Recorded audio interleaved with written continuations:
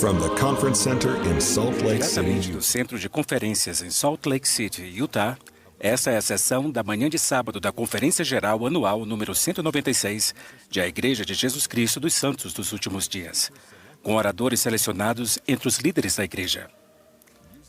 A música para essa sessão será apresentada pelo Coro do Tabernáculo da Praça do Templo. Essa transmissão é um serviço público fornecido pela Bonneville Distribution. Seu conteúdo pode ser utilizado para fins pessoais e não comerciais no lar, com a família ou na igreja. O presidente D. Todd Christofferson, da primeira presidência, dirigirá esta sessão.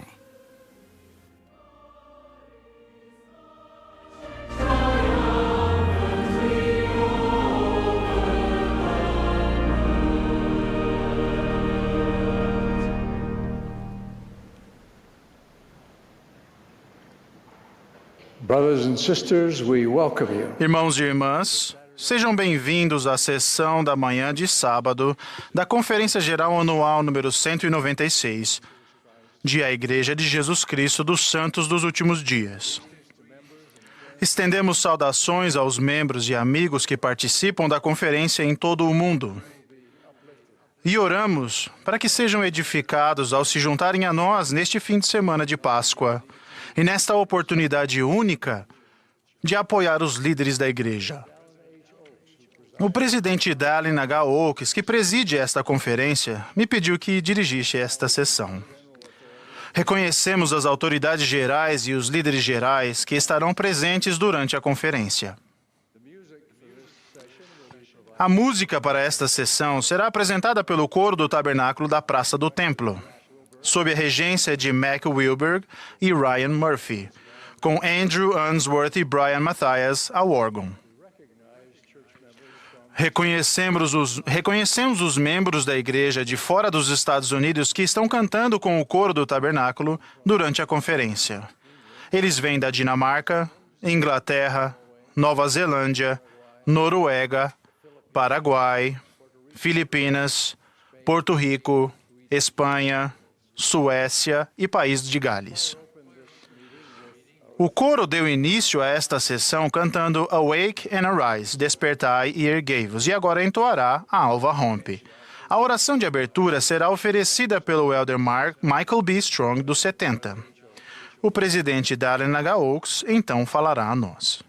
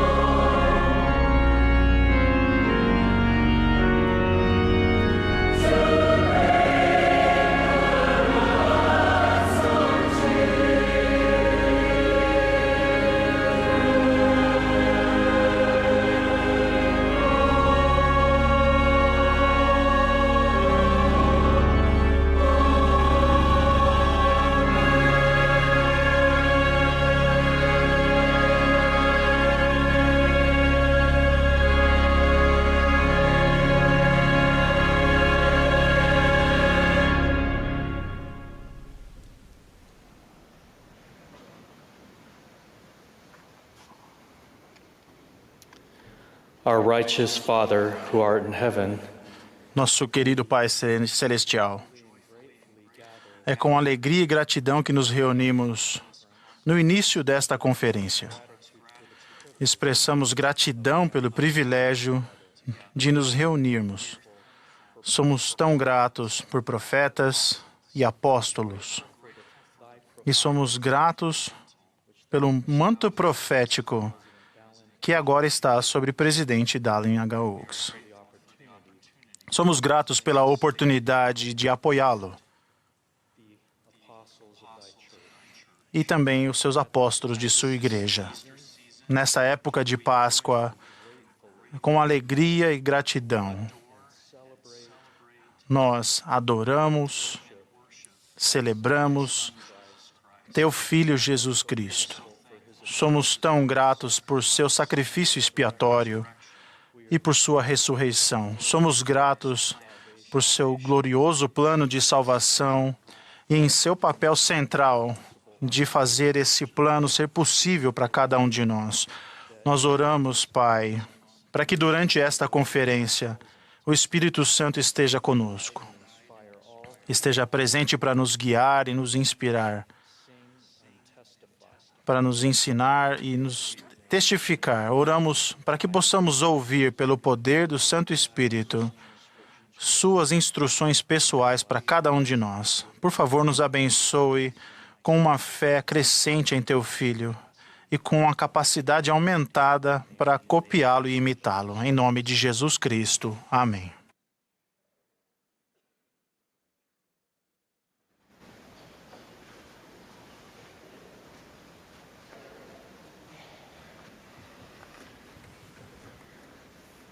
My dear brothers and sisters, Meus queridos irmãos e irmãs, sejam bem-vindos à Conferência Geral. Falo agora aos membros da Igreja de Jesus Cristo dos Santos dos Últimos Dias, que somam mais de 17 milhões de pessoas em todo o mundo, e a outras pessoas interessadas no extraordinário progresso e nos ensinamentos inspirados desta igreja. A maioria de vocês sabe que temos essas conferências gerais 2 vezes por ano. Muitos de vocês talvez não saibam, no entanto, que a conferência que convocamos hoje é diferente, porque começa com o que chamamos de Assembleia Solene. Por mais de um século, esse evento tem sido de grande significado para os membros da igreja. Em uma assembleia solene, apoiamos os membros da primeira presidência e do Quórum dos 12 Apóstolos nesta assembleia, fazendo por quórums e grupos. Fazemos isso somente na primeira conferência em que o novo presidente e profeta da igreja é chamado. Sinto-me grato por estar entre as pessoas cujo chamado de liderança é formalmente reconhecido desta forma, e sou grato por sua participação nesta ocasião tão especial. De antemão, expresso nossa gratidão como líderes da igreja pelo voto de apoio, pelas orações e pelo auxílio de nossos membros. Também oramos para que sejam guiados e prosperem ao prosseguirem no grande serviço que prestam aos filhos de Deus em todo o mundo. Nesta época de Páscoa, reafirmo nosso testemunho do Senhor ressuscitado e reconheço que Ele é o cabeça desta igreja. Oramos pelas suas bênçãos sobre esta conferência e sobre cada um de vocês. Em nome de Jesus Cristo. Amém.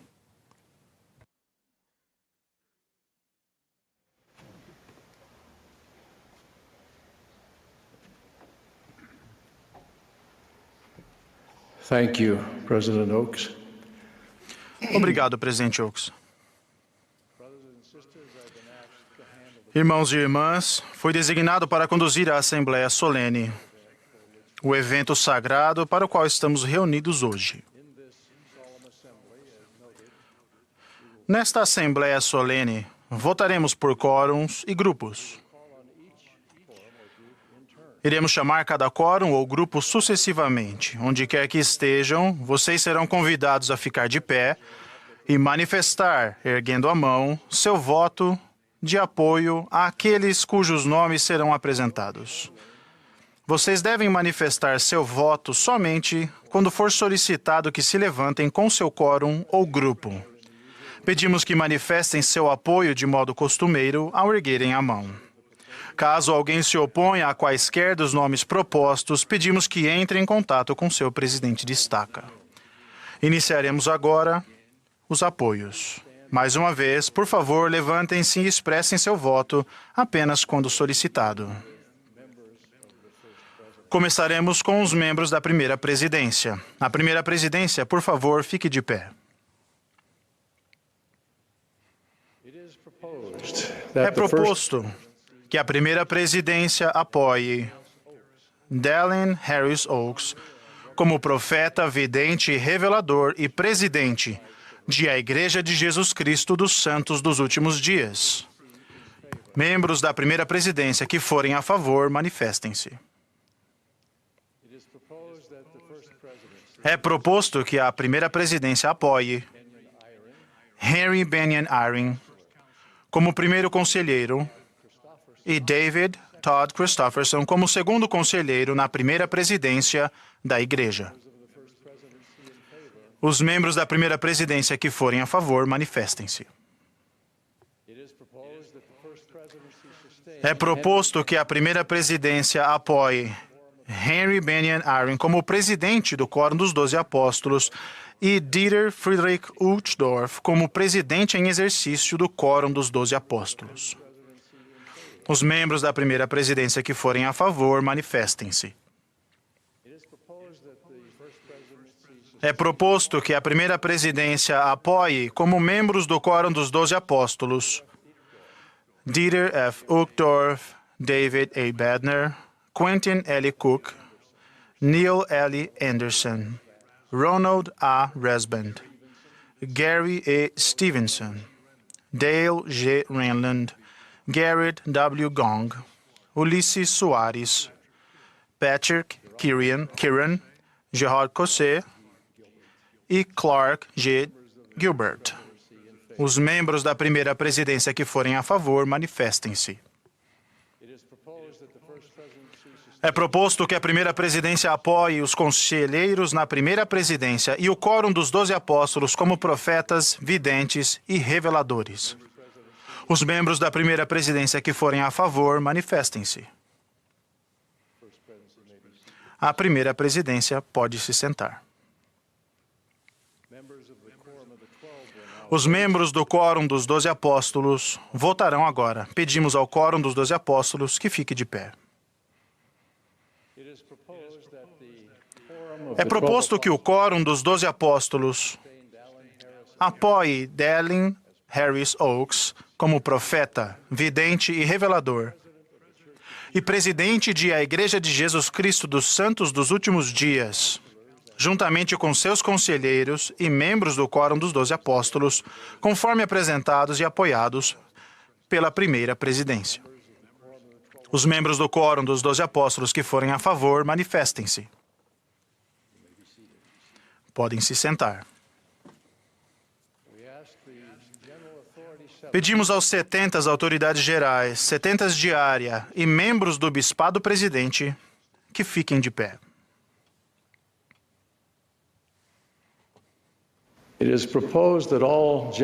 É proposto que todos os 70 autoridades gerais, 70 de área e membros do Bispado Presidente apoiem Dallin Harris Oaks como profeta, vidente e revelador e presidente da Igreja de Jesus Cristo dos Santos dos Últimos Dias, juntamente com seus conselheiros e membros do Quórum dos 12 Apóstolos, conforme apresentados e apoiados pela primeira presidência. Todos os 70 autoridades gerais, 70 de área e membros do Bispado Presidente que forem a favor, manifestem-se. Podem se sentar. Pedimos aos seguintes irmãos que se levantem onde quer que estejam no mundo inteiro. todos os patriarcas, sumos sacerdotes e élderes ordenados.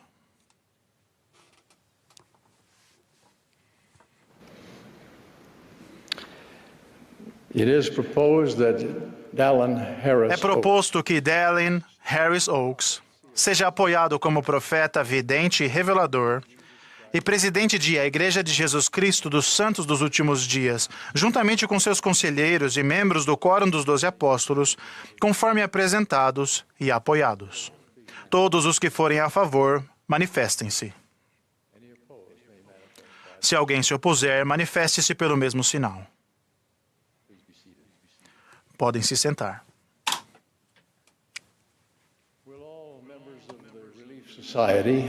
Todas as irmãs da Sociedade de Socorro, ou seja, todas as mulheres com 18 anos ou mais, queiram se levantar.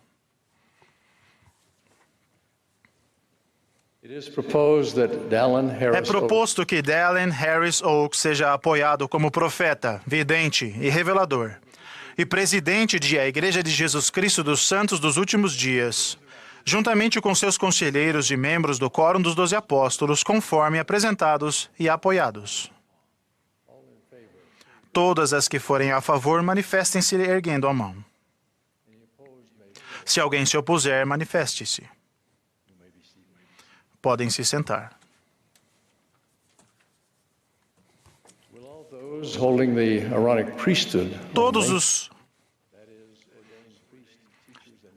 Todos aqueles que portam apenas o sacerdócio aarônico, isto é, todos os sacerdotes, mestres e diáconos ordenados, fiquem de pé, por favor.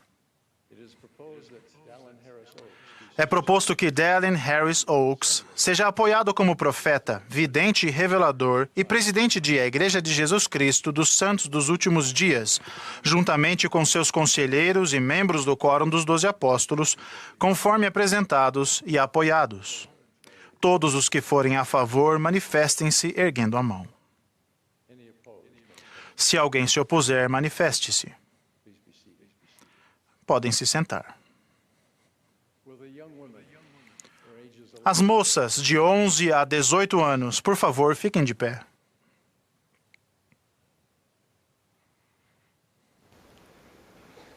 É proposto que Dallin Harris Oaks seja apoiado como profeta, vidente e revelador, e presidente de a Igreja de Jesus Cristo dos Santos dos Últimos Dias, juntamente com seus conselheiros e membros do Quórum dos 12 Apóstolos, conforme apresentados e apoiados. Todas as que forem a favor, manifestem-se erguendo a mão. Se alguém se opuser, manifeste-se pelo mesmo sinal. Podem se sentar. Pedimos agora a todos os membros da igreja, onde quer que estejam, inclusive todos os que já ficaram de pé anteriormente, que fiquem de pé.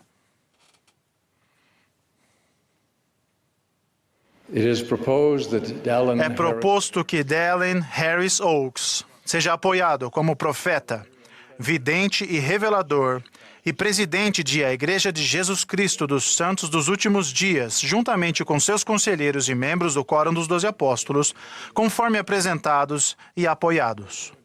Todos os que forem a favor, manifestem-se erguendo a mão. Quem se opuser, manifeste-se pelo mesmo sinal. Obrigado, irmãos e irmãs. Agradecemos por seu voto de apoio em favor dos líderes de a Igreja de Jesus Cristo dos Santos dos Últimos Dias. Somos gratos por sua fé e orações em nosso favor. O coro agora cantará o hino Ouçamos do Profeta. Após o hino, ouviremos o elder Patrick Kieran, do Quórum dos 12 Apóstolos. Após suas palavras, ouviremos a irmã Kristen M. Yee, segunda conselheira na presidência geral da Sociedade de Socorro. Após suas palavras, o elder Clark G. Gilbert, do Quórum dos 12 Apóstolos, falará a nós.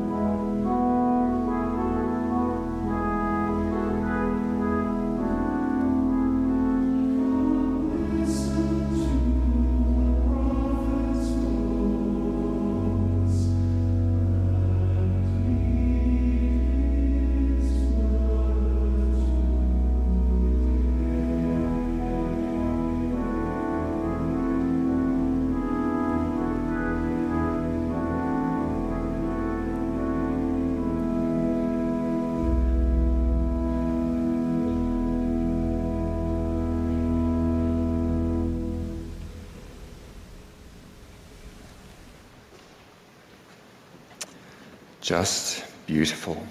Thank you. Simplesmente lindo. Muito obrigado. Fui batizado em Igreja de Jesus Cristo dos Santos Últimos Dias aos 20 e poucos anos de idade em Londres, passando a fazer parte de um grupo de novos amigos jovens adultos solteiros em minha recém-descoberta fé. Durante a primeira reunião sacramental após meu batismo, pediram-me que eu fosse à frente da capela e a congregação foi convidada a levantar a mão como sinal de boas-vindas à ala e à igreja. Essa prática era desconhecida para mim, mas olhei para aqueles rostos sorridentes e senti como se eles estivessem torcendo por mim, genuinamente entusiasmados por eu ter descoberto a fé em Jesus Cristo e o desejo de segui-lo. Muitos de meus novos amigos tinham vivenciado recentemente essa mesma recepção e transição para uma vida de fé. Uma semana depois, fui convidado a conversar com o bispo. Ele tinha reservado um tempo para me conhecer quando eu estava sendo ensinada pelos missionários. Ele se recostou na cadeira, batendo uma régua na palma da sua mão, e disse que estávamos nos reunindo porque ele tinha um chamado para mim. Ele havia orado a meu respeito e disse que esse chamado seria um benefício para mim e para meu futuro serviço ao Senhor em sua igreja. Ele fez o chamado de secretário adjunto da ala. O pensamento que me veio à mente foi: secretário adjunto da ala? Isso não é para mim. Felizmente, um pouco da graça divina interveio e respondi com um obrigado, dizendo que me esforçaria para aprender as responsabilidades relacionadas ao chamado. Eu não tinha a menor ideia do que fazer. Na igreja, no domingo seguinte, pediram-me que eu ficasse de pé quando meu chamado foi anunciado. Os membros da minha ala foram convidados a levantar a mão se concordassem em me apoiar. De maneira reconfortante, vi aquelas mesmas mãos erguidas e rostos sorridentes ao meu redor na congregação, assegurando-me que esses novos amigos me apoiariam com sua boa vontade, paciência e fé. O secretário da ala que eu deveria auxiliar veio falar comigo logo após a reunião e disse: venha, Patrick, vou lhe mostrar como funciona. Nos meses seguintes, ele me mostrou todos os procedimentos, sentado ao meu lado, muitas vezes, por horas, na pequena secretaria. Na verdade, para ser sincero, era muito pequeno. Era um local para pessoas sem experiência. Depois vieram outros chamados. Meu bispo cuidava de mim e, por fim, contou que se sentiu inspirado pelo Senhor a fazer chamados que me desafiariam, mas que não iriam além do que eu poderia suportar. Passei a ver propósito e poder em cada chamado que recebi. Em retrospectiva, a inspiração do bispo passou a fazer sentido para mim. Também tive a oportunidade de apoiar muitas outras pessoas, alegremente tentando apoiá-las à medida que aprendíamos a servir juntos. Muitas vezes, o chamado era perfeitamente compatível com os dons e talentos da pessoa. Ocasionalmente, houve momentos em que pensei: que escolha interessante. Embora essa sensação tenha sido ainda maior quando eu era a escolha.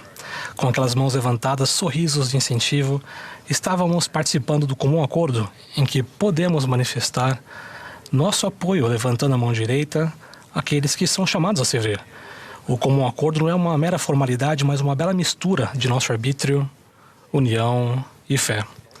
É um compromisso pessoal e voluntário de apoiar e ajudar os servos chamados pelo Senhor em sua responsabilidade, seja um membro do bispado, uma consultora das moças, um professor da escola dominical ou uma presidente da primária da estaca. Apoiamos uns aos outros por meio de nossas orações, nosso amor, nossa paciência e nossa fé.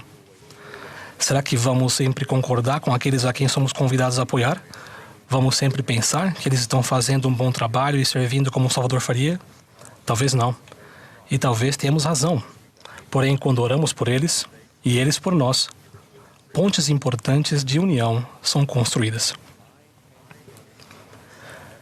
Passei a compreender porque todos servem uns aos outros em uma ala ou ramo. Isso dá a todos nós a oportunidade de buscarmos a Cristo e suas virtudes, como a caridade, a humildade, a mansidão, o perdão e o amor, com pessoas que podem ser muito diferentes de nós.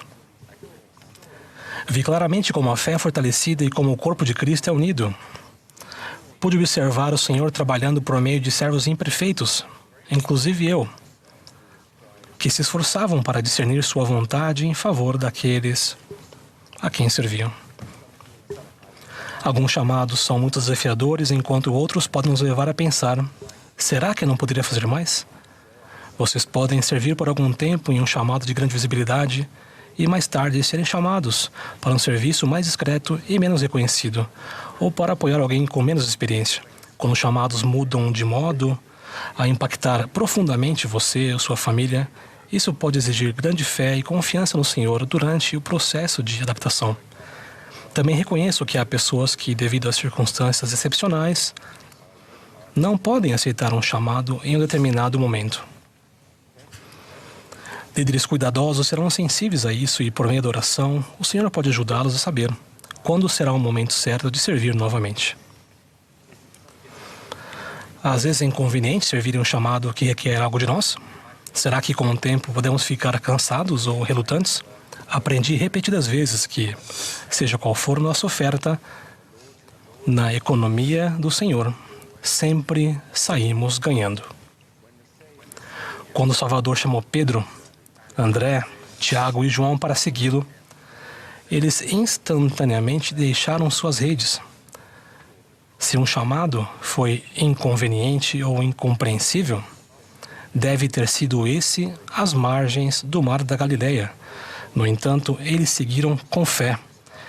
E o que dizer de se sentir desanimado ou cansado? Bem, mesmo com tudo o que viram, sentiram e vivenciaram, aqueles primeiros apóstolos precisavam do gentil lembrete do Salvador e de seu convite para apacentarem suas ovelhas. Nosso serviço é uma escolha, uma oferta a Deus e uma bênção. Todos sabemos que a oração, o estudo das Escrituras e a adoração na igreja e no templo são fundamentais para o desenvolvimento de nossa fé. Será que reconhecemos que nossos chamados também têm um papel fundamental no crescimento de nossa fé? Os chamados vêm do Senhor e são feitos sob medida para o nosso crescimento, a nos humilharmos, olharmos além de nós mesmos e aprendermos que, de fato, quando estamos a serviço de nosso próximo, estamos, na verdade, a serviço de nosso Deus. O que realmente importa para o Senhor não é onde servimos, mas como servimos. E isso é importante para nós também. Não havia nenhuma falta de entusiasmo naqueles amigos de quem falei. Eles estavam vivendo sua fé a toda velocidade e aquilo foi contagiante. Pude ver a alegria que eles sentiram devido à sua devoção de corpo e alma, o que vejo até os dias de hoje. Tivemos a oportunidade sagrada de nos reunir para erguer a mão em apoio ao presidente Dallin H. Oaks, a fim de apoiá-lo como profeta, vidente e revelador do Senhor. Tenho certeza de que, se ele refletir sobre seu serviço na igreja quando ele tinha seus 20 e 30 anos, da mesma maneira que eu fiz, tornar-se presidente da igreja seria algo que ele nunca sequer poderia imaginar. Esse é um chamado que ele não buscou nem almejou. O peso dessa responsabilidade é colossal e assustador. Não consigo deixar de pensar em seu pai, que morreu quando o jovem Dallin tinha apenas 7 anos. E em sua mãe fiel e resoluta, que criou um filho resiliente e trabalhador. Mais tarde, ele viria a ser chamado de uma vida ilustre, mas modesta, para servir como membro do Quórum dos 12 Apóstolos. Agora, 42 anos depois, com alegria o apoiamos como apóstolo sênior do Senhor, enquanto ele, de toda a sua alma, mais uma vez aceita um chamado sem reivindicar perfeição, mas confiando na mão orientadora do Senhor. Desde 1880, chamamos esse momento de Assembleia Solene, uma reunião sagrada para um propósito sagrado como esse. Embora hoje seja certamente um dia solene em propósito, é também um dia repleto de gratidão e regozijo pela oportunidade de toda a igreja se reunir e exercer o comum acordo. Mostramos nossa disposição de apoiar o presidente Oaks com nossa confiança e fé e com nossas orações. Cada pessoa se igualou a todas as outras ao exercer com seriedade e solenidade seu direito de apoiar ou não aquele que, de acordo com os procedimentos determinados pelas revelações, foi escolhido para liderar. Quando, aos 12 anos de idade, Jesus foi encontrado por seus pais ensinando no templo, ele lhes disse que tinha ido tratar dos negócios de seu pai. E nós podemos também.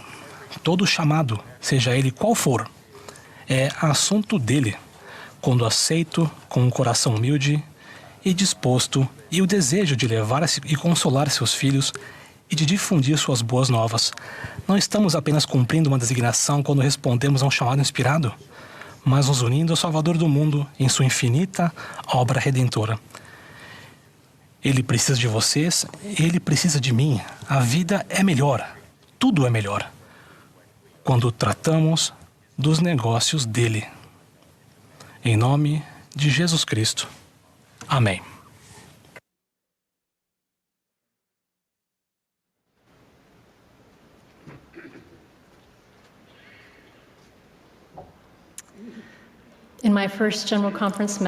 Em minha primeira mensagem na Conferência Geral, contei como o poder transformador da expiação do Salvador mudou meu pai. Hoje gostaria de contar um pouco mais sobre como essa mudança começou. Quando meu pai chegou a um momento difícil na vida, 2 ministradores começaram a visitá-lo. Um deles convidou meu pai a ir com ele e sua esposa ao templo. Ele aceitou o convite. Eles sempre buscavam e iam de carro até a cidade vizinha para adorar e servir na casa do Senhor. Isso continuou por 3 anos. Então, meu pai decidiu se tornar oficiante do templo. Lembro de ver mudanças em meu pai durante aquela época. Ele se tornou mais consciente e atento às necessidades das pessoas, cuidou melhor da saúde, começou a se preocupar com seu relacionamento com Deus e depois com todos à sua volta. A mudança foi real. Ele agora tinha o Espírito com ele e eu senti isso. Abençoado seja esse casal ministrador por ajudar meu pai. Não o julgaram pela fase da vida que ele estava passando. Caminharam com ele e o ajudaram em seu relacionamento com Deus. Ainda são os amigos mais próximos de meu pai. Graças ao cuidado discreto e devotado desses discípulos do Salvador, que ministraram a um homem perdido e abatido, minha família e eu fomos eternamente abençoados. Quando decidimos ministrar, em nossas designações inspiradas e em nossas interações diárias, estamos ajudando a abençoar o pai, a irmã ou o filho de alguém. Estamos ajudando a responder às orações uns dos outros. Somos as mãos do Salvador. Como sou grata por todos que abençoaram famílias como a minha, ministrando com compaixão. Sei que o Senhor conhece vocês e está ciente de suas dificuldades, enquanto se esforçam para guardar seus convênios e ministrar a outras pessoas. Ele prometeu bênçãos e ajuda divina à sua família ao exercerem fé para servi-lo. Talvez não sejamos capazes de resolver circunstâncias difíceis, como esperamos. Algumas mudanças não somos nós que podemos fazer, mas podemos escolher amar e ministrar como Salvador. A ministração pelo Espírito propicia a cura do Salvador, em nossa vida e na vida daqueles a quem ministramos. Encontro paz, clareza, cura e propósito quando ministro. Encontro o Salvador ao ministrar. Isso acontece por desígnio divino. Ministrar significa realmente amar e cuidar como o Salvador faria. É um modo de ser. É o caminho do nosso Salvador Jesus Cristo. Não é um programa ou uma lista de verificação. Ministrar é a essência de quem Deus é e de quem podemos nos tornar. Não somos designados nem desobrigados como ministradores. Faz parte do cumprimento dos convênios que fizemos no batismo e no templo. Fizemos o convênio de tomar sobre nós o nome do Salvador, tornar-nos como Ele é, ao sacrificarmos e consagrarmos nossa vida a Ele. Quando ministramos como Ele, começamos a pensar, sentir e amar como Ele. Nosso Pai realiza sua obra eterna, ministrando as necessidades individuais de seus filhos, um a um. O Salvador nos mostrou esse padrão com frequência durante seu ministério mortal, ao abençoar, curar e cuidar, com compaixão. Ele nos convida a fazer o mesmo, ministrar de maneira individual, maneiras que nos ajudam a sentir o amor de Deus. Quando nos sentimos amados e notados por Ele, tudo muda. E quando abençoamos individualmente, abençoamos o todo. O Salvador nos mostra a sublime individualidade do amor de Deus. Por meio de seu sacrifício e a capacidade divina que Ele tem de curar e ministrar a vocês e a mim em um nível muito íntimo, Cristo escolheu sofrer por nossos pecados e expiar em uma agonia indescritível para que pudéssemos ser salvos e receber a ajuda divina. Tudo isso Ele fez sem a garantia de que o amaríamos em troca. Mas Deus prova o seu amor para conosco pelo fato de que Cristo morreu por nós, sendo nós ainda pecadores. Esse é o tipo de amor que Ele tem por vocês e por mim, e este é o tipo de amor que Ele deseja que tenhamos uns pelos outros. Um novo mandamento vos dou, que vos ameis uns aos outros, como eu vos amei a vós. Podemos demonstrar nosso amor por Ele guardando seus mandamentos e ministrando a outras pessoas enquanto ainda somos imperfeitos. Fomos enviados aqui para aprender a amar a Deus e uns aos outros como o Salvador fez, amar de maneira sacrificial e transformadora, maneiras que nos trarão grande felicidade. Por meio da expiação, podemos aprender a amar de maneiras que parecem impossíveis. O Elder Cook ensinou: nosso amor a Deus e ao próximo é o teste fundamental da condição de nosso espírito. A decisão de ministrar nem sempre é confortável. Exige sacrifício, fé, vulnerabilidade e confiança de que as coisas vão dar certo, se permitirmos que Deus prevaleça. Quando paramos e escolhemos cuidar de alguém em vez de algo, seu espírito e seu amor podem entrar em cena e podemos receber a paz e a perspectiva que precisamos. Uma irmã contou que fica nervosa quando vai ministrar, porque não sabe como as outras pessoas vão reagir. Perguntei como ela lidava com isso. Ela sorriu e disse: eu vou, e geralmente acaba sendo muito melhor do que eu pensava. Ela exerce fé e o Senhor a ajuda. Quando ministramos com fé, não estamos sozinhos. O Senhor estará conosco. Ele proverá os meios pelos quais poderemos cumprir as coisas que nos ordenou, inclusive a bênção do poder do sacerdócio de Deus, ao guardarmos nossos convênios, para representá-lo por meio de nossa designação. O Senhor nos conhece e conhece quem ministramos. Ele os ama e ama você. Ele vai ajudá-los a abençoar essas pessoas da maneira que elas precisam. Pensem na importância de nossas designações de ministração. A Sociedade de Socorro e o Quórum de Elders recebem revelação para estender designações inspiradas, para representá-lo e trabalhar com ele, cuidando dos filhos de Deus. Como ensinou o presidente Holland, somos convidados a dar ao Deus e Pai de todos nós um auxílio em sua exaustiva tarefa de responder a orações, secar lágrimas e fortalecer os joelhos enfraquecidos.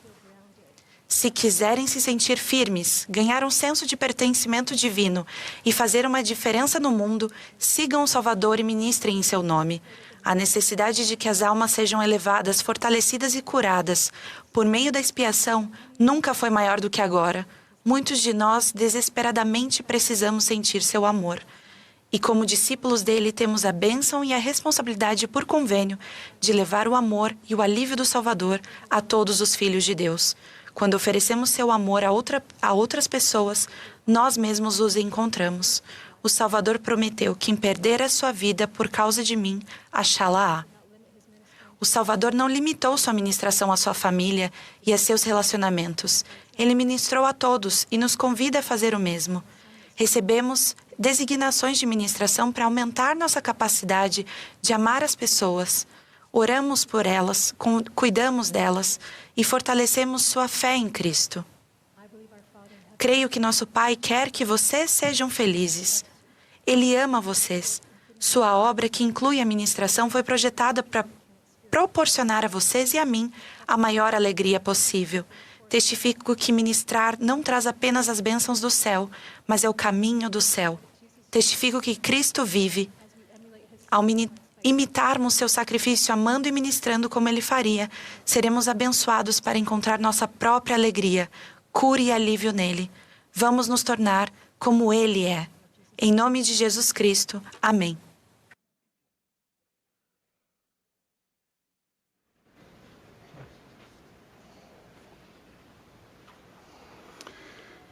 In Elder Patrick Kieran's remarks of No discurso do Elder Patrick Kieran, a inadequação que nós nos sentimos, talvez é significativo que ele falou sobre um secretário baixinho ou incapaz.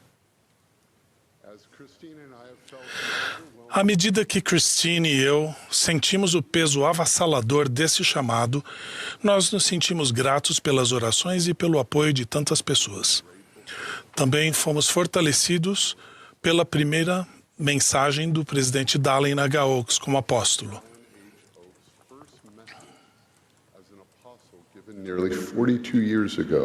Cerca de 42 anos atrás. Em 1984, ele declarou: dedicarei todo o meu coração, poder, mente e força aos grandes encargos que me foram confiados, especialmente as responsabilidades de ser uma testemunha especial do nome de Jesus Cristo em todo o mundo. Hoje declaro a vocês o mesmo. Prometo dedicar minha vida a ser uma testemunha do nome de Jesus Cristo. Hoje vou testificar especificamente sobre os títulos de Redentor e Reparador, ao me concentrar no convite de Cristo para voltarmos para casa. As famosas palavras de William Shakespeare afirmam que as oportunidades perdidas determinam nosso futuro. Há uma maré nos assuntos dos homens que, aproveitada na enchente, conduz à fortuna. Omitida, toda a jornada da vida acaba presa em águas rasas e miséria. As escolhas têm consequências, mas também sabemos que quando nos distanciamos espiritualmente, o Salvador ainda nos permite mudar. Como o presidente Russell M. Nelson ensinou, por causa de nosso convênio com Deus, Ele nunca se cansará de procurar nos ajudar. E nunca esgotaremos sua paciência misericordiosa para conosco.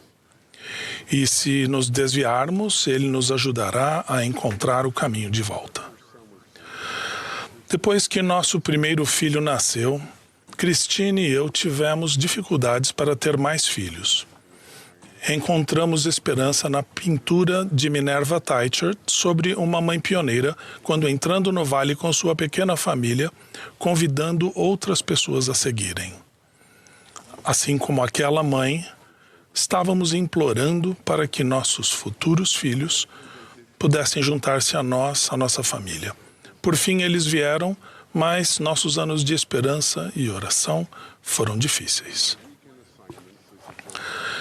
Em minhas designações de fim de semana, testemunhei repetidamente pessoas encontrando o caminho de volta para casa. Nem sempre foi rápido, mas aconteceu. Repetidas vezes. Permitam-me levá-los comigo em algumas dessas visitas de ministração. Eu falarei àqueles que não se sentem pertencentes. A irmã Anglesey havia deixado seu lar e sua fé 30 anos antes. Ela sabia que havia muito tempo que algo estava faltando, mas se sentia emocionalmente despreparada para simplesmente voltar à igreja. Por fim, ela criou coragem para participar de uma visitação pública ao templo, pois, por mais bonita que tenha sido a visita, Tammy confidenciou mais tarde: tudo o que eu via era uma experiência que nunca teria, sem selamento e sem investidura. Assim, motivada por aquela visita, ela se arrumou para ir à igreja no domingo, apenas para estacionar seu carro e ver outras pessoas entrarem no prédio. Dominada pela ansiedade, ela simplesmente voltou para casa, trocou de roupa e chorou. um bispo inspirado, enviou uma mensagem convidando-o a voltar à igreja.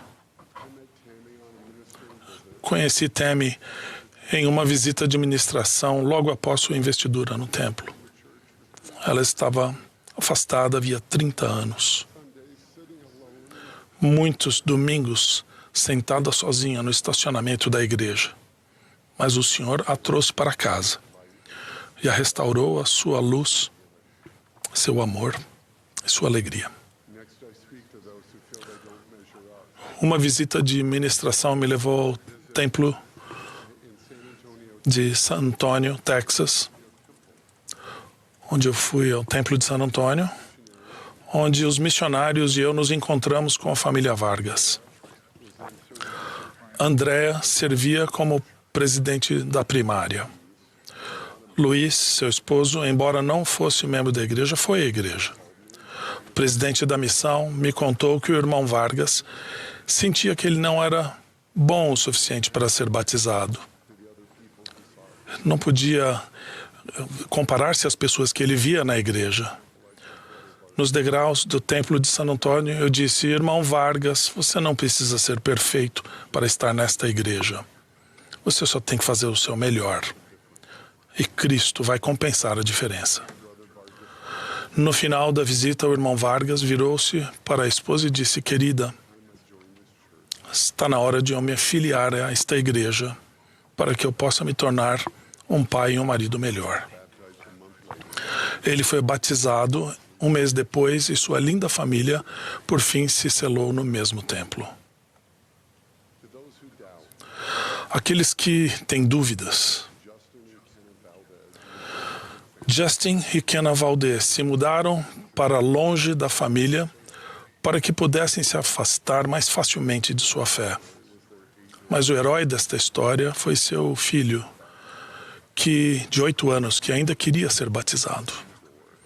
Sentindo que aquilo era uma oportunidade, um sábio presidente de estaca agendou uma visita de ministração à casa deles. Ainda me lembro de Kenna me vendo entrar no quarto. Ela acabou confidenciando que ainda tinha fé no Salvador e até mesmo um testemunho sobre o livro de Mórmon. Mas ela enfrentava algumas questões que a impediam de voltar. Prometemos a eles que, ao se ancorarem nas coisas em que acreditavam, o Senhor os ajudaria com as coisas que ainda tinham dúvidas. Superar suas preocupações não era uma questão de resolver todas as dúvidas relacionadas à fé, mas de ajudá-los a reconhecer o Espírito Santo. Como o presidente Oaks recentemente ensinou, vocês vivem em uma época em que o adversário se tornou tão eficaz em disfarçar a verdade que, se vocês não tiverem o Espírito Santo, serão enganados. Justin e Kenna começaram a fazer as mudanças necessárias para voltar à igreja. 6 meses após nossa visita, Kenna me mandou uma mensagem: olá, Elder Gilbert. Estamos prontos para sermos selados como família. Essa é uma foto do dia em que eles foram selados no templo de Idaho. Falarei àqueles também que estão engolfados nas tradições. Quando conheci John Rass, ele ainda não era membro da igreja. Sua esposa Kailane havia preparado o jantar para a presidência da estaca e nós os convidamos a se juntarem conosco. John parecia cansado de conversas espirituais, mas eu lhe garanti que nos tornaríamos grandes amigos. John era um ex-jogador de futebol americano da BYU e eu cresci torcendo por ele. Por fim, perguntamos a John por que ele nunca havia se filiado à igreja. Ele citou a necessidade de honrar as tradições religiosas de seus pais falecidos. Nós o ajudamos a reconhecer que eles agora tinham uma melhor compreensão da igreja e respeitariam sua decisão. John, então, decidiu se reunir com os missionários. 2 meses depois, ele foi batizado. E 1 ano depois, sua família foi selada no templo. sentir-se deslocado, enfrentar dúvidas ou ser limitado pelas tradições são apenas alguns dos motivos pelos quais não encontramos imediatamente o caminho de voltar para casa. Mas, mesmo com as pressões sociais, mesmo que elas afastem as pessoas da fé, as questões mais profundas da vida não desaparecem. O presidente Nelson ensinou: a verdade é que é muito mais exaustivo buscar felicidade onde nunca poderemos encontrá-la. O presidente Oaks declarou que a jornada para casa começa ao nos aproximarmos novamente do Salvador. Somente Jesus Cristo pode restaurar plenamente essa luz e alegria em sua vida. Todos nós enfrentamos dificuldades e precisamos de paciência, serviço e amor uns pelos outros. Para aqueles que estão tentando ajudar, permaneçam firmes na verdade e guardem seus convênios. Para aqueles que estão enfrentando dificuldades,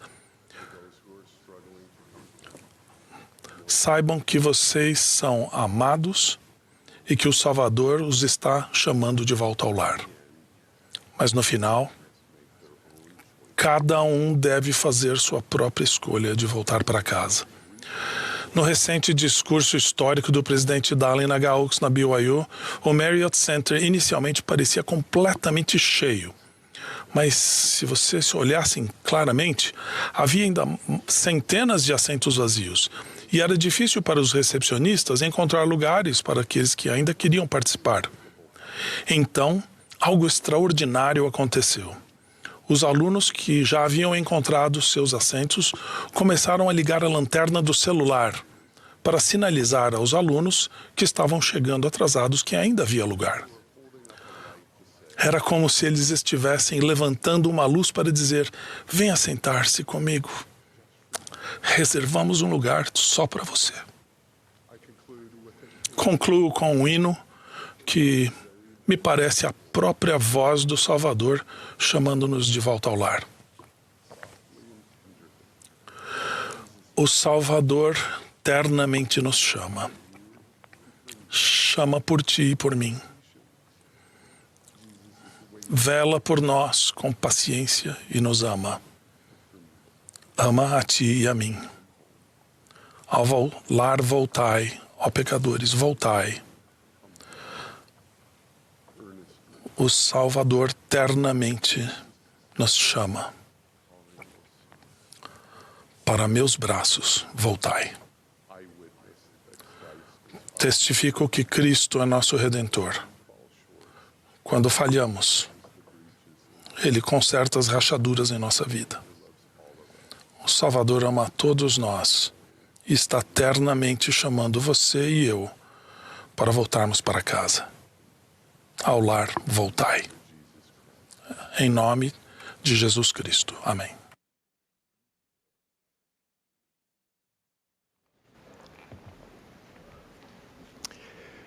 The congregation will join with the choir. O coro e a congregação agora cantarão juntos Glória a Deus Cantai. Após o hino, ouviremos o elder David A. Bednar do Quórum dos 12 Apóstolos. Em seguida, ouviremos os elders Michael John U.T. e Jorge T. Becerra, do 70.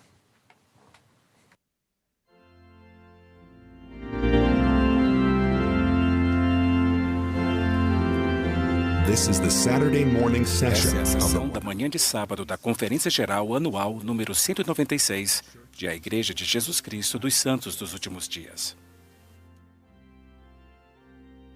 Praise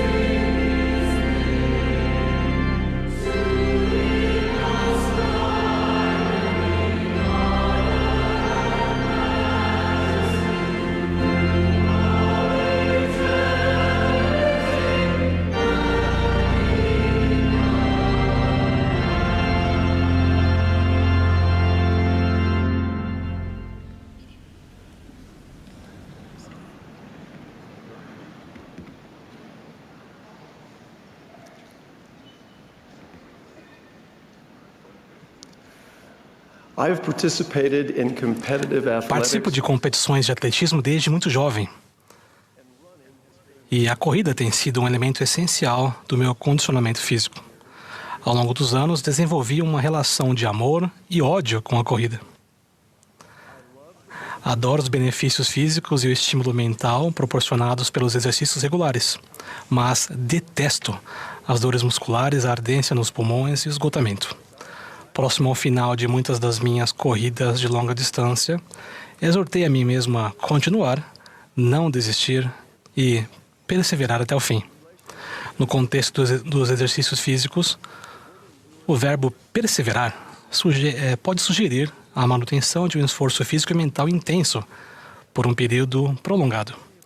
Muitos de nós também podemos associar a palavra perseverar à desagradável fadiga causada pelo trabalho rotineiro e por nossas responsabilidades. Contudo, em um contexto espiritual, perseverar é muito mais do que persistir com firmeza para concluir deveres ou desafios difíceis. As Escrituras destacam maneiras instrutivas de usar a palavra perseverar. Por exemplo, o Senhor declarou aos nefitas: "Confiai em mim e perseverai até o fim, e vivereis, porque aquele que perseverar até o fim, darei vida eterna." Por meio do profeta Joseph Smith, o Salvador revelou: "Se guardares meus mandamentos e perseverares até o fim, terás vida eterna, que é o maior de todos os dons de Deus." Oro pela ajuda do Espírito Santo ao considerarmos uma compreensão mais elevada e mais sagrada do que significa perseverar até o fim como discípulos do Senhor Jesus Cristo por toda a vida. O Evangelho restaurado do Salvador nos incentiva a passar por uma transformação espiritual, não apenas a melhorar nosso comportamento. Ao alinharmos melhor nosso caráter, desejos, ações e o que verdadeiramente amamos com a vontade de Deus, o Salvador pode efetuar uma mudança completa e abrangente em nós. Ao nos esforçarmos para nos despojar do homem natural e nos tornarmos santos pela expiação do Salvador, devemos nos achegar a Ele, nascer de novo, ligar-nos ao Pai e ao Filho por meio de convênios e ordenanças sagrados, assumir o compromisso de tomar sobre nós o nome do Salvador, receber a plenitude do Espírito Santo, passar por uma grande mudança de coração e servir ao Senhor de todo o coração, poder, mente e força. Devemos nos tornar novas criaturas em Cristo. Essa vigorosa mudança espiritual só é possível por meio dos méritos, misericórdia e graça do Santo Messias. Como seres mortais, precisamos de maneira absoluta e incessante da ajuda do Pai Celestial e do Salvador para alcançarmos nosso destino eterno.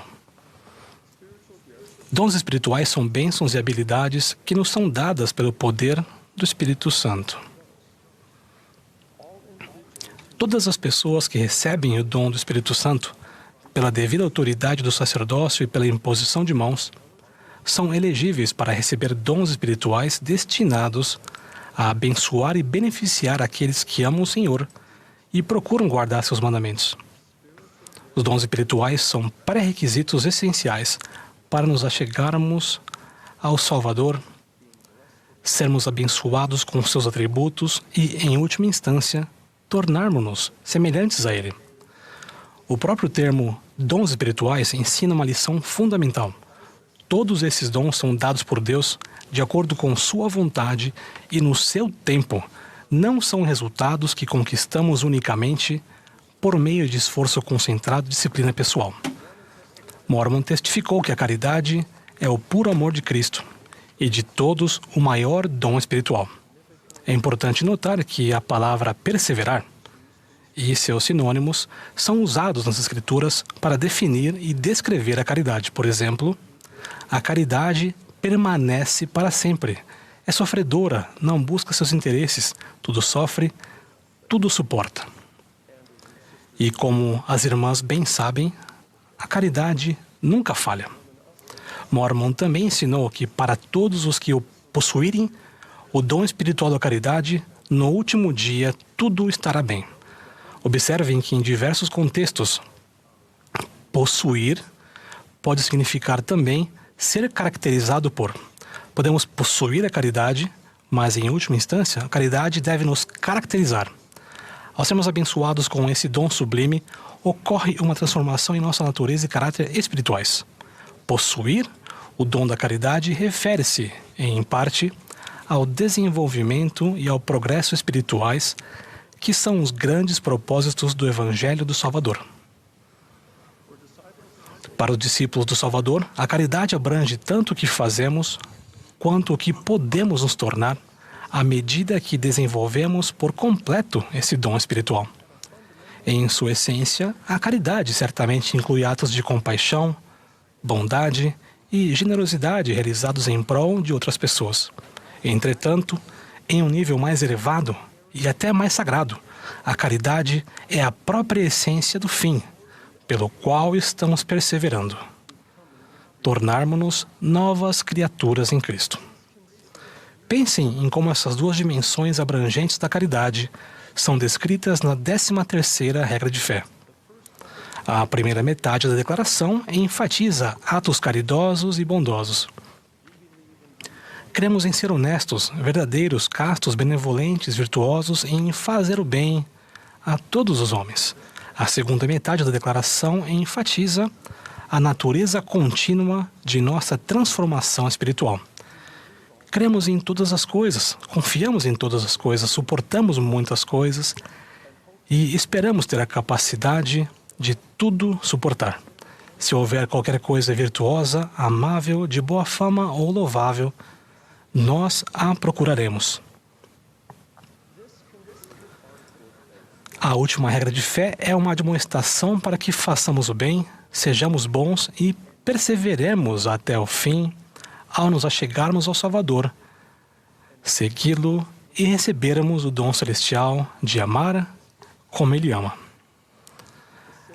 A natureza divina e o caráter sublime do Salvador foram as fontes da compaixão perfeita durante seu ministério mortal.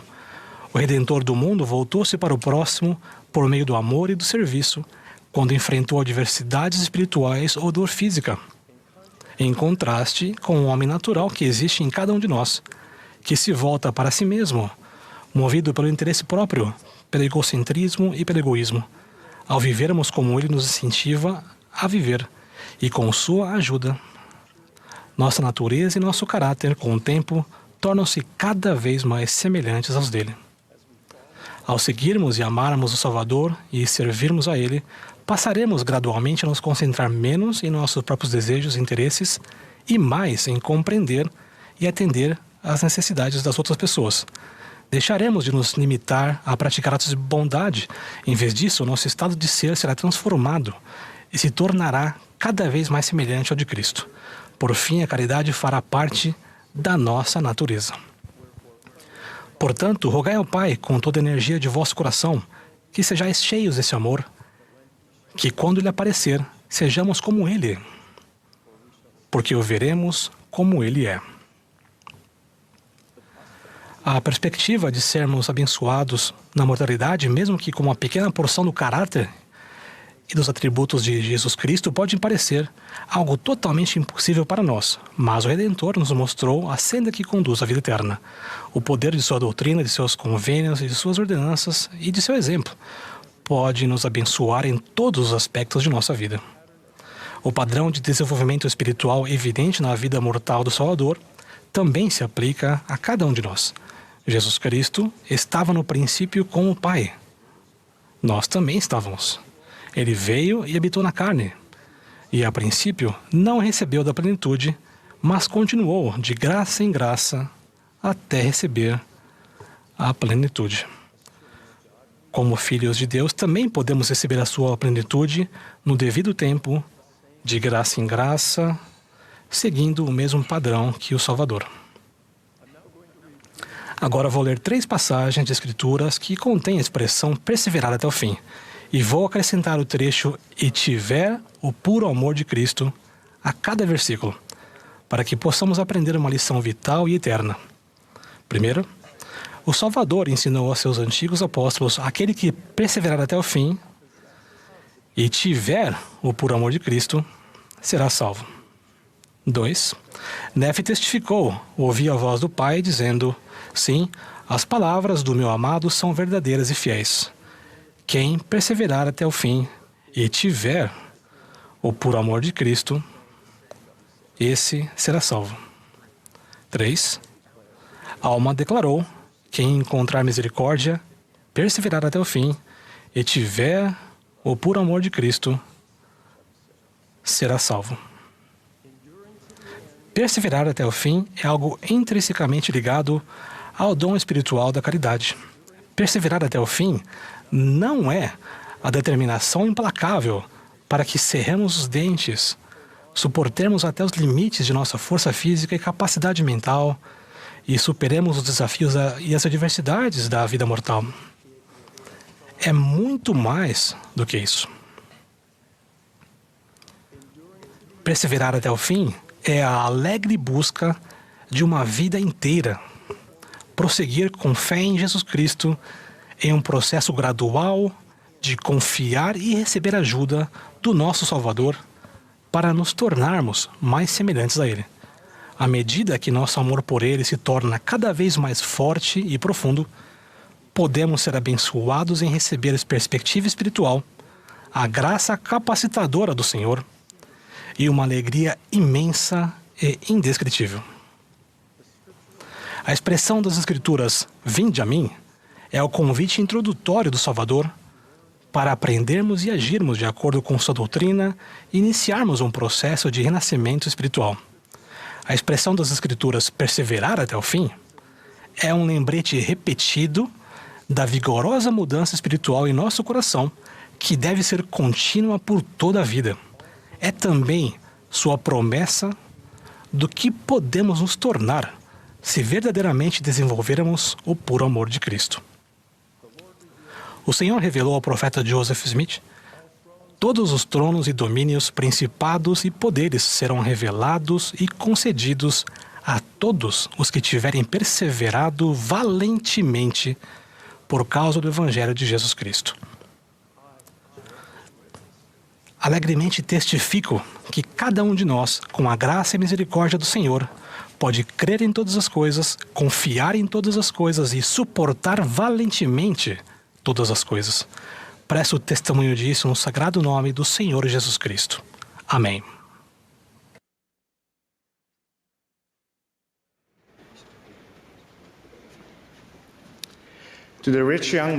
Ao jovem rico, Jesus disse: vende tudo quanto tens, reparte-o entre os pobres, e terás um tesouro no céu, e vem e segue-me.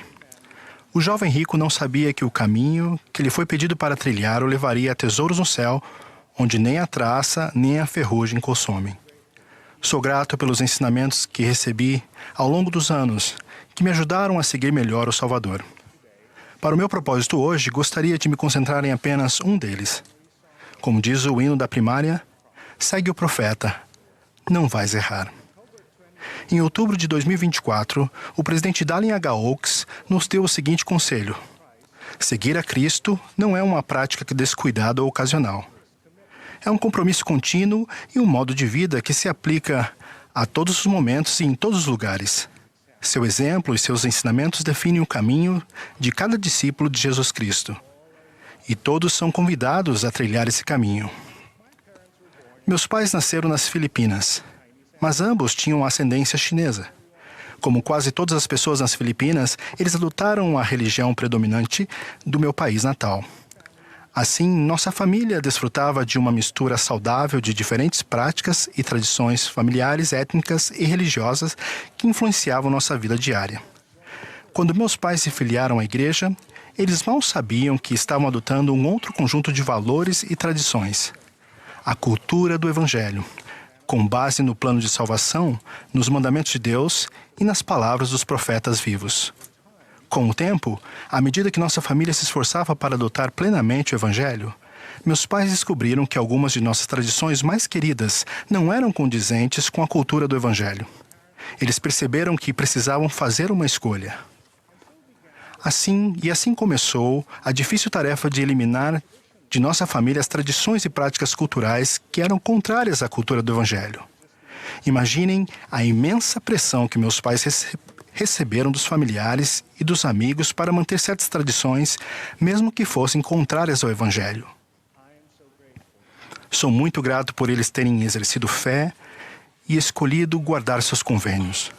Foi um processo longo e difícil. Mesmo quando saí de casa para morar sozinho, eles ainda estavam trabalhando nisso. Embora nossa família ainda não fosse perfeita, havíamos progredido muito. Essa experiência me ensinou que adotar a cultura do Evangelho significava simplesmente guardar nossos convênios. O presidente Oaks ensinou: o Evangelho de Jesus Cristo desafia-nos a mudar. O arrependimento é a mensagem que ouvimos frequentemente. E arrepender-se significa abandonar todas as nossas práticas pessoais, familiares, étnicas e nacionais, que sejam contrárias aos mandamentos de Deus. O propósito do Evangelho é transformar criaturas comuns em cidadãos celestiais, e isso requer mudança. As tradições, a cultura e estilo de vida de um povo inevitavelmente incluem algumas práticas que precisam ser mudadas por aqueles que desejam se qualificar para as maiores bênçãos de Deus. Há algumas semanas, um presidente de estaca no Japão sentiu que deveríamos visitar um homem diagnosticado com câncer. Apesar de ele passar por tratamento, o câncer continuou a se espalhar. Em situações como essa, tenho dificuldade para saber o que dizer. Então, por vários dias, implorei pela ajuda do Senhor. Imaginei que o homem estivesse abatido e devastado. Esperei que ele nos perguntasse por que o Senhor lhe dera aquela provação.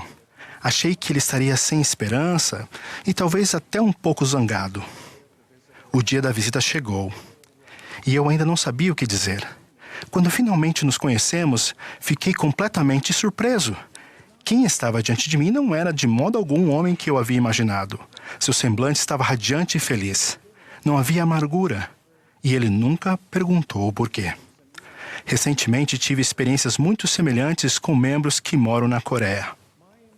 Minha intenção era ministrar às pessoas.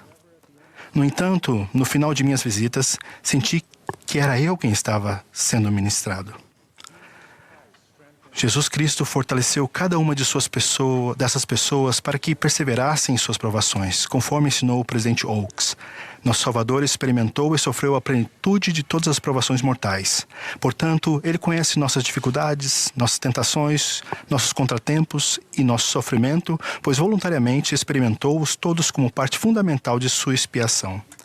E por esse motivo, sua expiação dá-lhe o poder de socorrer-nos, de dar-nos as forças para suportar tudo isso.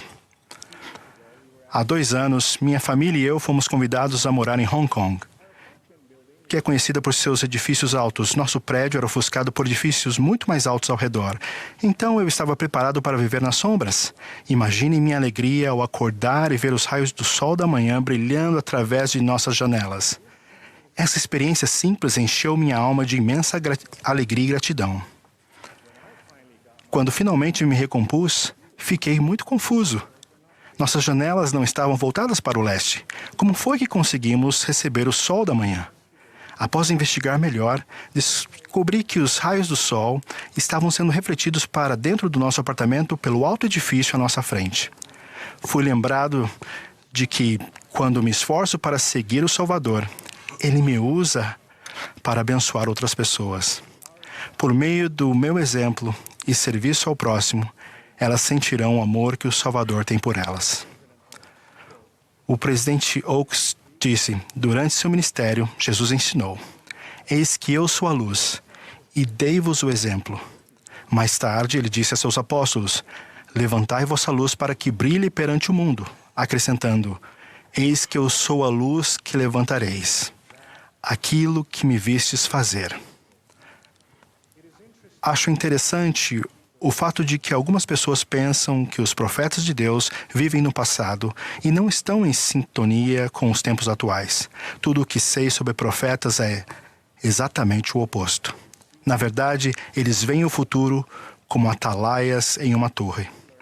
Como aprendemos no livro de Mosias, um vidente, porém, pode saber tanto de coisas passadas como de coisas futuras, e por meio deles todas as coisas serão reveladas, ou seja, coisas secretas serão manifestadas e coisas ocultas virão à luz. E darão a conhecer coisas que não são conhecidas, e também manifestarão coisas que de outra maneira não poderiam ser conhecidas. Testifico que somos guiados hoje por um profeta vivo, o presidente Dallin H. Oaks. Ele, os conselheiros na primeira presidência e o quórum dos 12 apóstolos são, de fato, profetas, videntes e reveladores. Quando sou grato por participar da Assembleia Solene nessa manhã, meus queridos irmãos e irmãs, especialmente vocês, meus jovens, quando seguimos seus exemplos e ensinamentos, seguimos nosso Salvador, Jesus Cristo. No nome sagrado de Jesus Cristo. Amém.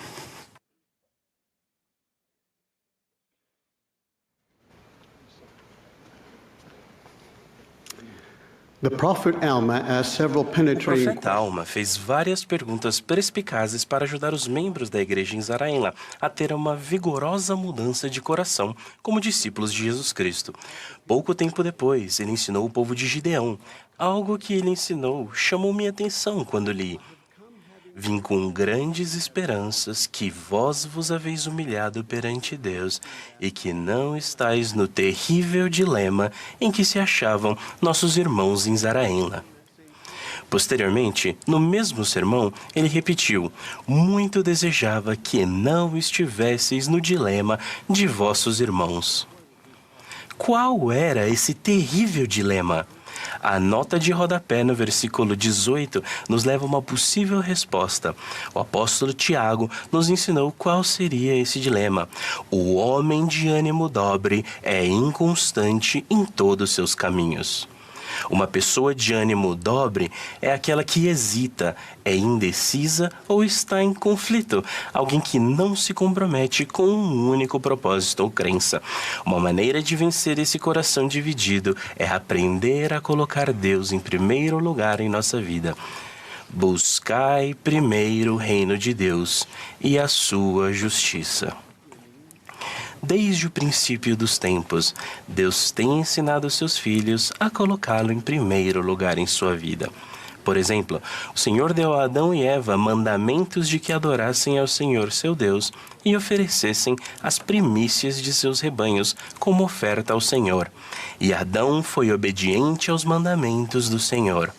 E após muitos dias, um anjo do Senhor apareceu a Adão, dizendo: por que ofereces sacrifícios ao Senhor?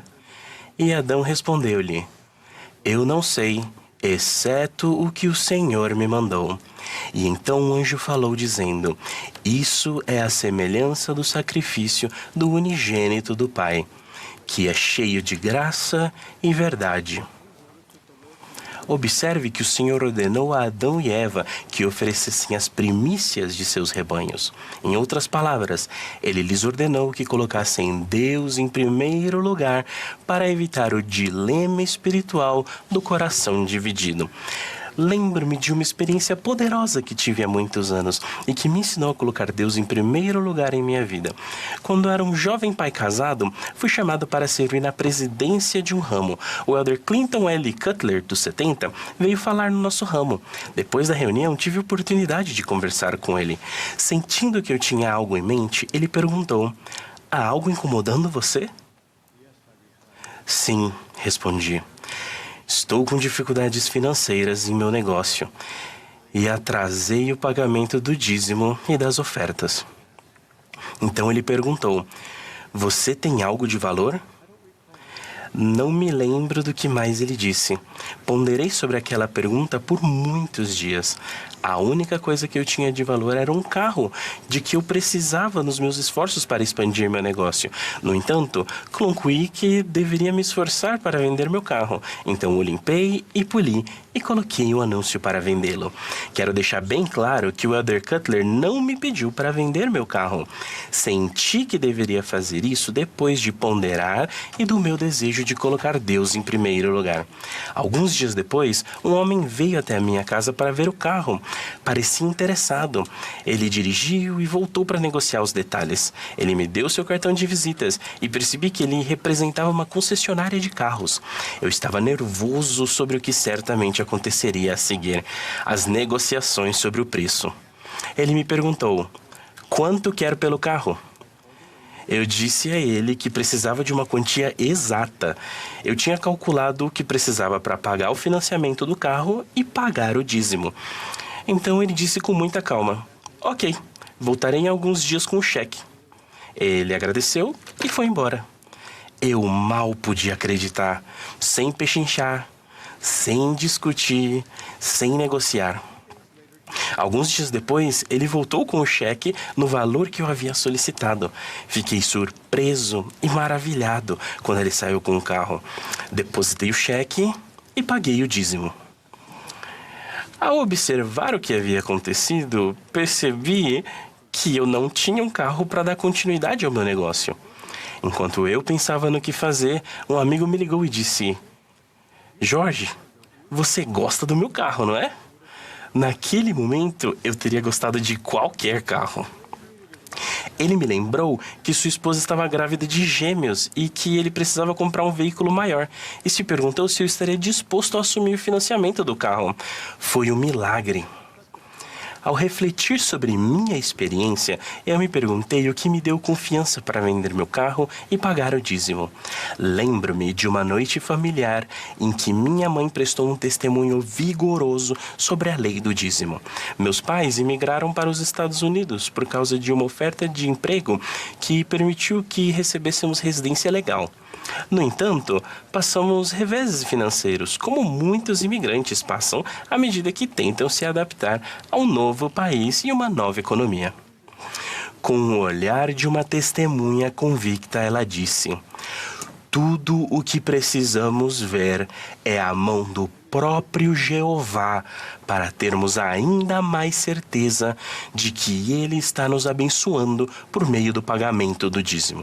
O presidente Hinckley ensinou: sei que as pessoas estão em circunstâncias difíceis, sei que muitas delas estão desempregadas, sei que muitas delas trabalham por salários muito baixos, sei que moram em casinhas simples e inadequadas.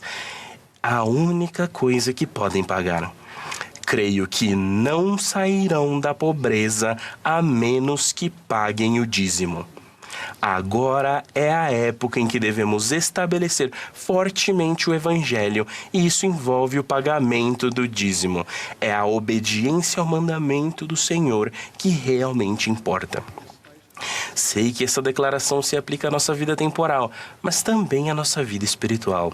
Tenho certeza de que o pagamento do dízimo e das ofertas aumentará nossa capacidade espiritual ao colocarmos Deus em primeiro lugar e oferecermos nossas primícias do rebanho.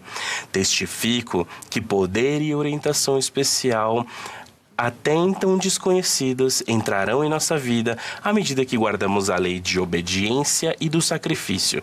A prova dessa verdade encontra-se na simples declaração do Senhor após Adão ter oferecido o sacrifício. E naquele dia desceu sobre Adão o Espírito Santo. O Elder Bednar observou: a imagem das janelas do céu, usada por Malaquias, é muito instrutiva. As janelas permitem que a luz natural entre em um edifício.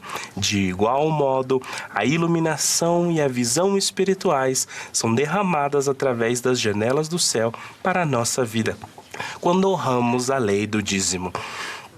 Testifico que Jesus Cristo é o exemplo perfeito de como colocar Deus em primeiro lugar em nossa vida.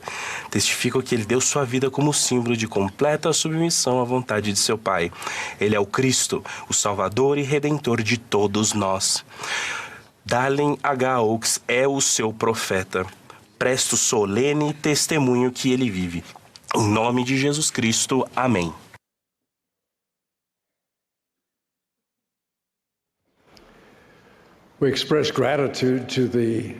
Expressamos nossa gratidão ao coro do Tabernáculo da Praça do Templo pela bela música apresentada esta manhã e a todos os que participaram desta sessão. O coro agora entoará Neste Mundo. O último orador desta sessão será o presidente Henry B. Eyring, primeiro conselheiro na primeira presidência. Após suas palavras, o coro encerrará esta sessão cantando Graças damos, ó Deus, por um profeta. A oração de encerramento será então oferecida pelo Elder Christopher H. King, dos 70.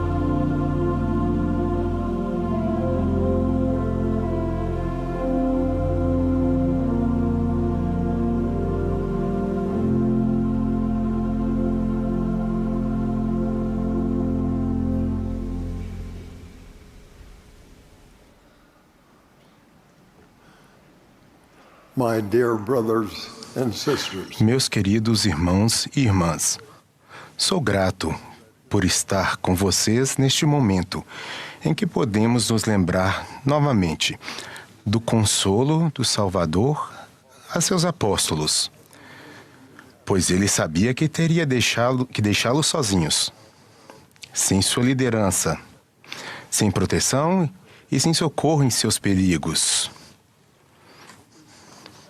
Foi naquela última ceia que ele fez àqueles discípulos fiéis uma promessa que continua a consolar e incentivar os seus discípulos fiéis hoje, em quaisquer dificuldades que tenham que enfrentar em sua própria vida. Deixo-vos a paz. A minha paz vos dou. Não vos-la dou como o mundo a dá. Não se turbe o vosso coração, nem se atemorize. O mundo atual parece estar conturbado. Há guerras e rumores de guerra. A economia de continentes inteiros parece estar enfraquecendo. A iniquidade profetizada parece estar acelerando à medida que o retorno do Salvador se aproxima. No entanto, apesar da agitação e das dificuldades, santos dos últimos dias fiéis, que estão enfrentando provações em todo o mundo, têm inundado o céu com orações. Em público e em particular, eles estão suplicando ao Senhor por ajuda, consolo, orientação e paz para aqueles a quem amam. Vocês já devem ter visto em suas congregações e em sua casa que as orações não só têm sido mais numerosas, como também mais sinceras.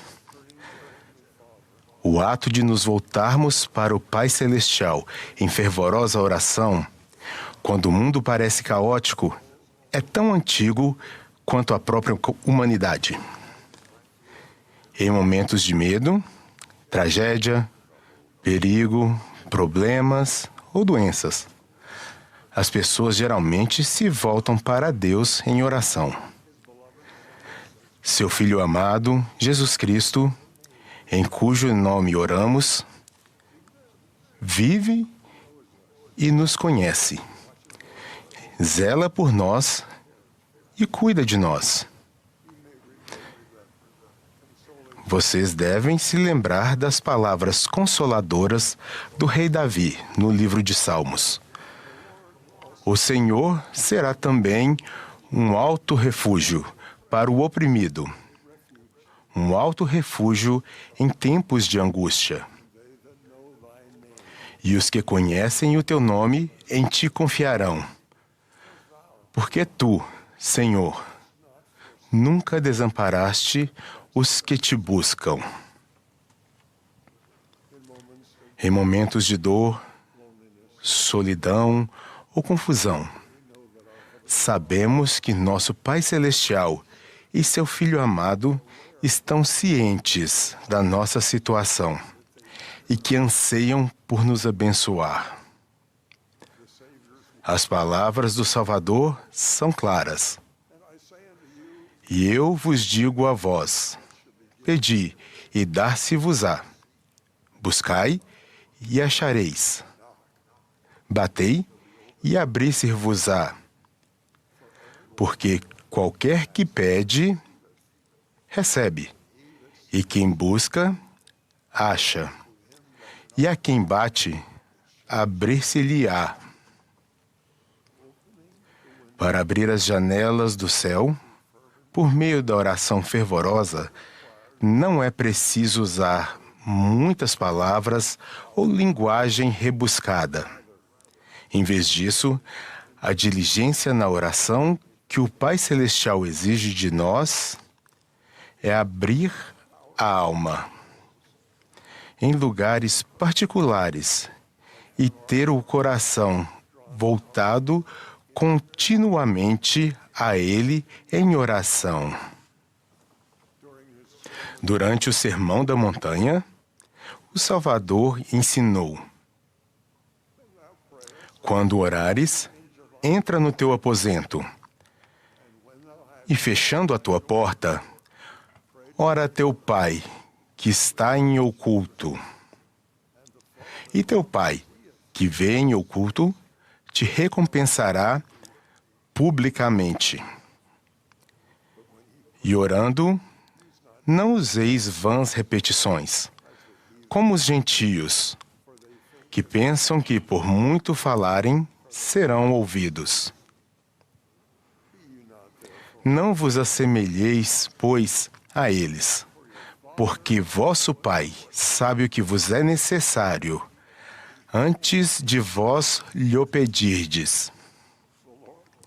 O Senhor também nos deu uma evidência marcante do poder das orações não verbais oferecidas em nosso coração. No livro de Mórmon, lemos a respeito do povo de Alma, o Pai, que seriam destruídos se orassem abertamente. E Alma e seu povo não levantaram as vozes ao Senhor seu Deus, mas a Ele abriram o coração, e Ele conhecia seus pensamentos. E aconteceu que a voz do Senhor lhes falou em suas aflições, dizendo: levantai a cabeça e tende bom ânimo, pois também aliviarei as cargas que são colocadas sobre vossos ombros, de modo que não as podereis sentir sobre vossas costas, enquanto estiverdes no cativeiro. E aconteceu que as cargas impostas à alma e seus irmãos se tornaram leves. Sim, o Senhor fortaleceu-os, para que pudessem carregar seus fardos com facilidade, e submeteram-se de bom grado e com paciência a toda a vontade do Senhor. Testifico que o Senhor ouve as orações de nosso coração e responde a elas, assim como fez por Alma e seu povo. Podemos seguir seu mandamento de orar sempre, tendo continuamente uma prece no coração. Tal como os profetas ensinaram muitas vezes no passado, talvez não sintamos vontade de orar ou não saibamos o que dizer, mas Deus ouve as orações secretas do coração. Os sentimentos do coração e o amor por nosso Pai Celestial e por seu amado Filho podem ser tão constantes que nossas orações sempre ascenderão aos céus. Ao orarmos continuamente, seja quais forem as circunstâncias da vida, o Senhor nos oferecerá a sua paz e seu apoio contínuos. Lembro-me do exemplo dos filhos de Mosias, que tiveram sucesso na pregação do Evangelho e se tornaram espiritualmente fortes, porque oravam continuamente. Lemos no livro de Alma: haviam se devotado a muita oração e jejum, por isso tinham o espírito de profecia e o espírito de revelação. É significativo que a força espiritual que adquiriram tenham vindo da oração contínua e não de esperarem até um momento de crise para orar quando precisassem desesperadamente de ajuda divina. A oração constante, em momentos de alegria e também em épocas de aflição e pesar, certamente serão recompensadas de acordo com a vontade dele e no tempo perfeito. Sei que Deus, o Pai, vive. Ele nos ama. Ele ouve nossas orações. E muitas vezes responde com sentimentos de paz. Novamente, no livro de Mórmon, lemos: E agora, que a paz de Deus descanse sobre vós, e sobre vossas casas, e terras, e sobre vossos rebanhos e manadas, e tudo o que possuís, vossas mulheres, vossos filhos, conforme vossa fé e boas obras, de agora em diante e para sempre. E assim falei. Irmãos e irmãs, presto meu testemunho de que a promessa do Salvador é verdadeira e que uma oração humilde pedindo paz em seu coração será honrada. Senti isso no funeral da minha esposa, com quem fui casado por 61 anos. Fiquei surpreso com o sentimento de paz e quase de alegria. As pessoas que estavam no funeral devem ter se perguntado por que eu estava sorrindo. Foi porque o Senhor respondeu à minha oração pedindo paz, dando-me a certeza proveniente do Espírito Santo, que me fez ver o feliz reencontro que eu teria com ela. O Senhor me deu paz, paz e esperança que havia prometido a seus discípulos. Ele disse: Deixo-vos a paz. A minha paz vos dou. Não vou-la dou como o mundo a dá. Não se turbe o vosso coração. Testifico que sei que Jesus Cristo vive. Ele nos ama e nos abençoa. Ele continua a nos oferecer paz em nossa vida por meio da oração sincera e fervorosa. Presto humilde testemunho destas coisas, no sagrado nome de Jesus Cristo. Amém.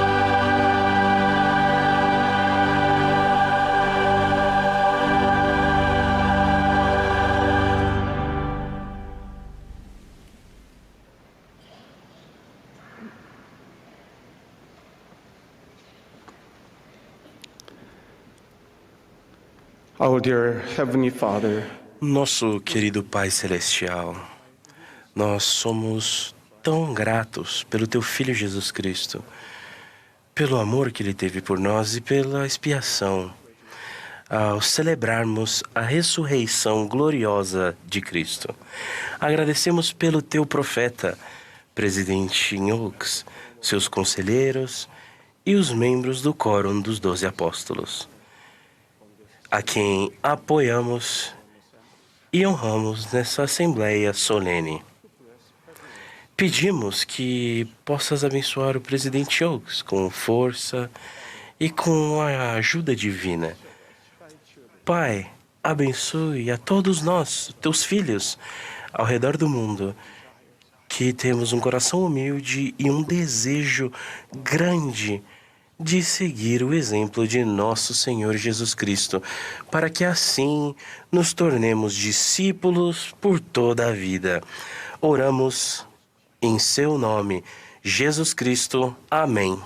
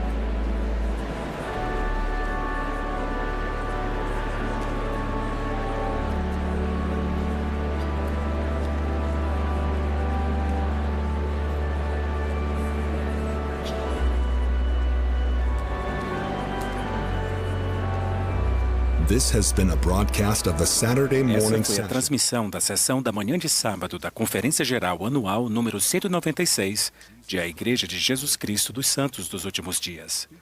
Os oradores foram selecionados entre os líderes da igreja. A música para essa sessão foi apresentada pelo Coro do Tabernáculo da Praça do Templo.